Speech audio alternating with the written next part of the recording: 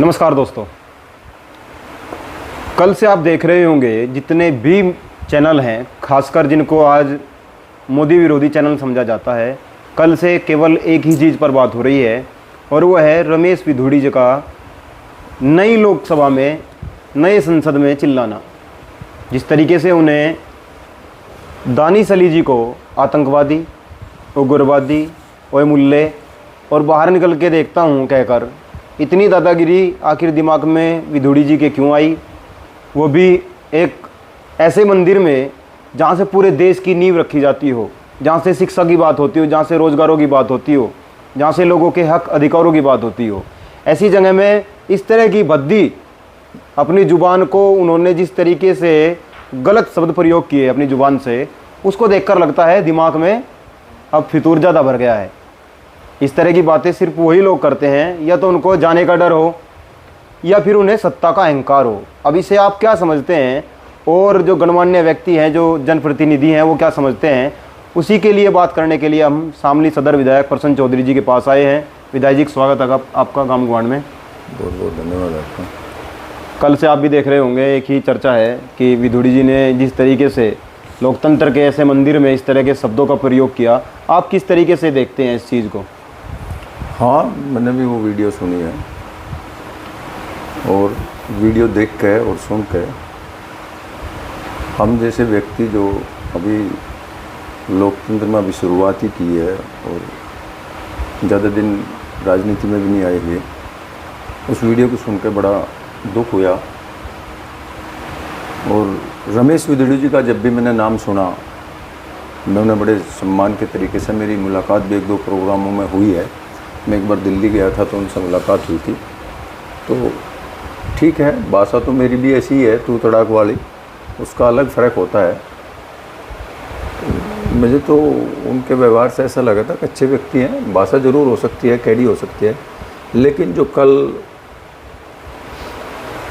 संविधान में और उसके नए संसद की नई शुरुआत थी और जहाँ एक अच्छा माहौल होना चाहिए था, जहाँ लोकतंत्र के मूल्यों की बड़ाई और लोकतंत्र की स्थापना और नए भवन में जब शुरुआत करते हैं, कहीं नए मंदिर में सब जाते हैं, लोकतंत्र का मंदिर है, तो शुरुआत अच्छी होनी चाहिए। बिल्कुल असंवैधानिक शब्द बोले गए। मैं इसकी जितनी भी हो सकता है निंदा करता हूँ और ये लोकतांत्रिक भाषा किसी राजनेता की नहीं होनी चाहिए। और बीजेपी राग अलापती है, अमृतकाल है और हम सबका सम्मान करते हैं, सबका सम्मान, सबका विकास, ऐसे ऐसे नारे देती है। लेकिन इस भाषा से पता चलता है कि ये पार्टी, सत्ताधारी पार्टी, क्या चाहती है। देश को आवश्यकता है कि हाँ, महंगाई कम हो, देश तरक्की करे, यहाँ पर बच्चों को अच्छी शिक्षा मिले, यहाँ का जो जनमानस है उसे अच्छी मेडिकल व्यवस्था मिले, यहाँ का जो जनमानस है उसे टाइम पे रोटी मिले, खाना मिले और उसकी दिनचर्या अपने एक रोजगार से शुरू हो। और जो यहाँ आपस में नफ़रत है वो कम हो। ये बड़ी संसद का कर्तव्य होता है। लेकिन ये भाषा सुन के बड़ा दुख हुआ और ऐसा लगा कि शायद डबल इंजन की सरकार ये तो चुनाव से डर रही है, या फिर वो दोबारा से इस देश में और इस देश के माहौल को धार्मिक उन्माद, जातिवाद, एक दूसरे पे ऐसे टोंट कसना, उसी ओर बढ़ाना चाहती है। यहाँ पर अमन हो, शांति हो, इस ओर वो जाना नहीं चाहती। आपने कहा कि आप तू तड़ाक की भाषा आप भी प्रयोग कर लेते हैं, लेकिन आपने कभी किसी को मुल्ले, कटमुल्ले, आतंकवादी, उग्रवादी, वही मुल्ले बाहर निकल तो नहीं कहा होगा ना? नहीं, देखो आपने तू से अपनी भाषा में हर क्षेत्र की, हर व्यक्ति की उसकी भाषा ऐसी हो जा। मेरी भी भाषा जो है वो इस क्षेत्र की है, उसमें ज़्यादा मैं कोई वो नहीं बोलता। अपनी भाषा में ही कहीं भाषण देना हो या कहीं इंटरव्यू देना हो तो मैं उसी भाषा में बोल लूँ, क्योंकि जो हमारे बड़े हैं जिस भाषा में वो बोले उसी भाषा में हम बोलते हैं। पर फिर भी कहीं कहीं मुझे अपनी भाषा भी फील हो जाती है, और कोई शब्द भी ऐसा कभी कभी गलत भी निकल जाता है, लेकिन हो जा वो कि वही यहाँ एक व्यवहार का फ़र्क है, कुछ एक्सपीरियंस का फ़र्क है। पर जो कल मैंने वो बात सुनी उनकी, वो बड़े नेता हैं और बहुत सम्मान उनका है, और उनके मुंह से ऐसी बात सुनना ये बिल्कुल निंदा का काम है। मैं तो इसकी घोर निंदा करता हूँ। ऐसे शब्द हमारे संसद में बिल्कुल नहीं आने चाहिए, और एक व्यक्ति के लिए बोले गए, ये बिल्कुल गलत बात है। इसकी जितनी निंदा करनी चाहिए निंदा होगी, इसकी निंदा करनी चाहिए। लेकिन ये मुसलमानों की क्यों बोली जा रही है स्पेशल? क्योंकि एक तरफ से तो वो हिंदू हैं, ऊपर से मैं बहुत सारी चीज़ें देखी, गुर्जर समाज से आते हैं। मैंने बहुत सारे लोगों से बात भी की फ़ोन करके, और कल हमने एक इंटरव्यू भी लिया। बहुत ही शिक्षित व्यक्ति हैं और कांदला कॉलेज, नेशनल कॉलेज के प्रधानाचार्य हैं। उन्होंने बड़ी कटाक्ष की इस चीज़ के ऊपर कि इस तरह की भाषा प्रयोग नहीं करनी चाहिए। एक समय था जब नेहरू जी का डंका बज रहा था, लेकिन उसके बावजूद भी नेहरू जी ने इस तरह की बातें नहीं की।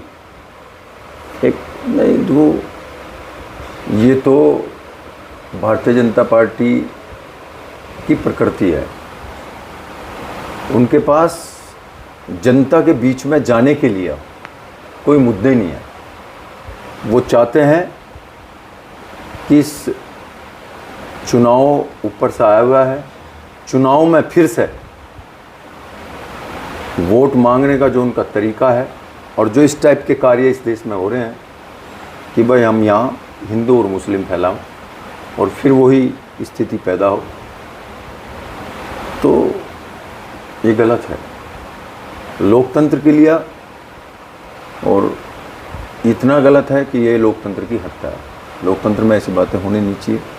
और भाई हमारे संसद का, नई संसद की बिल्डिंग का पहला सत्र था, उसमें से कम लोकतांत्रिक मूल्यों का सम्मान होना चाहिए था, और वहाँ भी ऐसा हो रहा है। अब तो देखना यह है कि क्या भारतीय जनता पार्टी के लोग और सत्ताधारी लोग जो जिम्मेदार पदों पर बैठे हुए हैं वो इस पर क्या एक्शन लेते हैं।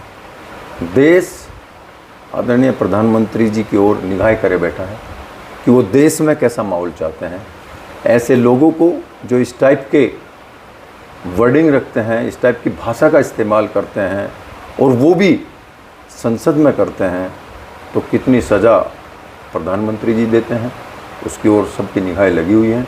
मुझे उम्मीद है जिस व्यक्ति के अंदर जरा सा भी इस देश के प्रति, संविधान के प्रति, लोकतांत्रिक मूल्यों के प्रति आस्था होगी, प्यार होगा, वो ऐसी भाषा को बिल्कुल भी सहन नहीं करेगा, और कुछ ना कुछ हमारे देश की सरकार और ये भारतीय जनता पार्टी की सरकार कुछ ना कुछ करेगी। लेकिन साथ साथ वही बात आती है कि मुझे बू भी आ रही है, ऐसा एहसास भी हो रहा है अब शायद ये कुछ कर नहीं पाएंगे, क्योंकि ये चाहते हैं कि इस टाइप का माहौल देश में बने।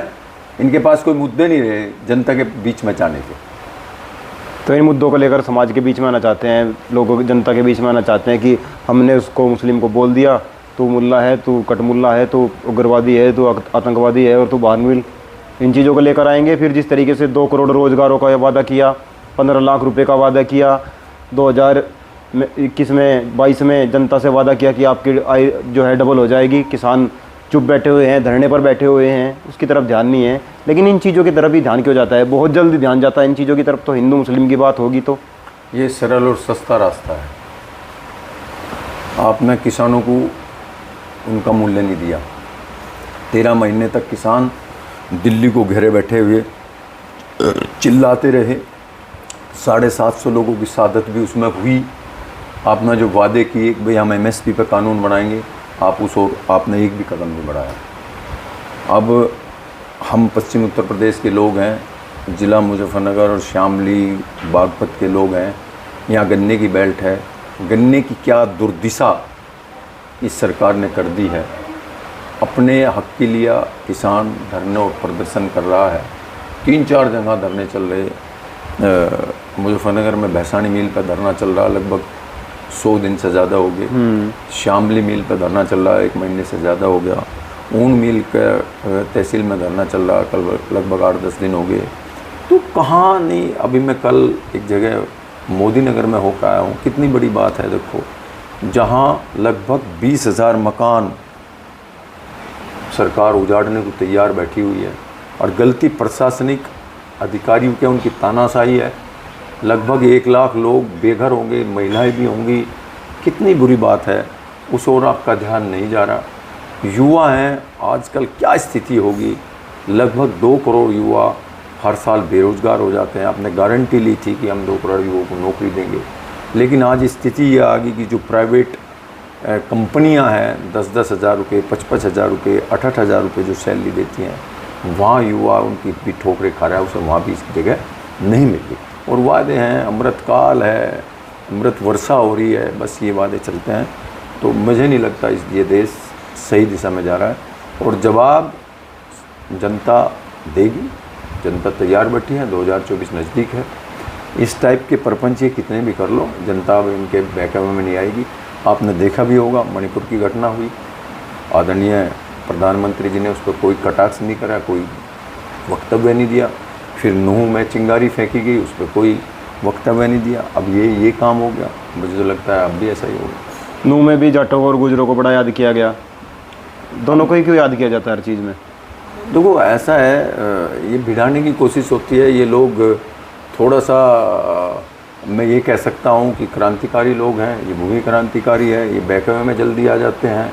लेकिन मैं अपने समाज के लोगों का धन्यवाद करता हूँ कि उन्होंने इस बात को संभाला और जातिवाद को, धर्मवाद को पीछे छोड़ के समाज को ऊपर उठाया और भाईचारे को जिंदा रखा और नूह जैसी घटनाओं पर पानी फेर दिया। ये बहुत बड़ी बात है इस समाज के लिए। तो क्या लग रहा है 24 में, आपको क्या लगता है अब की बार किसको सामने लेकर आएंगे? राहुल गांधी जी आएंगे या कोई और? नहीं, देखो, ये तो मैं भी एक जनता का प्रतिनिधि जरूर हूँ, पर मैं भी एक वोटर हूँ।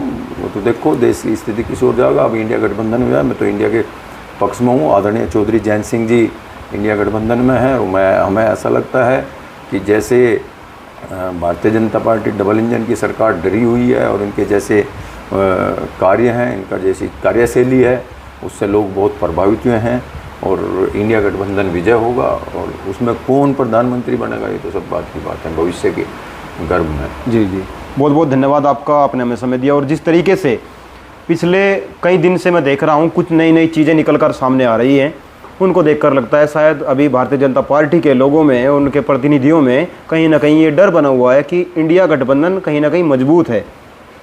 अब जैसे ही 2024 के चुनाव नज़दीक होंगे, हम आपको क्षेत्र की कवरेज दिखाएंगे। हम कोशिश करेंगे कम से कम 10 लोकसभाओं में जाएं और जनता से ये जानने की कोशिश करें क्या उनको 2 करोड़ रोज़गार मिले, क्या उनको गन्ने की पेमेंट समय पर मिली, क्या किसानों के जो हक उनको मिलने थे उनको समय पर हक मिले, क्या उनको उनके बच्चों के लिए अच्छी शिक्षा मिली, अच्छा स्वास्थ्य मिला। और जिस तरीके से पेस्टिसाइड हो, पेट्रोल हो, खेत में प्रयोग होने वाला कोई भी उर्वरक हो, उस पर रेट बढ़े हैं, क्या इसी तरीके से उनकी जो फसलें हैं उन पर रेट बढ़े हैं? क्या उनको एमएसपी मिली? क्या किसानों को वो बोझ जिसको क्रेडिट के रूप में उनको दिया जाता है वो बढ़ा है? और अगर बढ़ा है तो ब्याज कितना बढ़ा है? जुड़े रहेगा गांव ग्वांड के साथ। जय हिंद, जय भारत।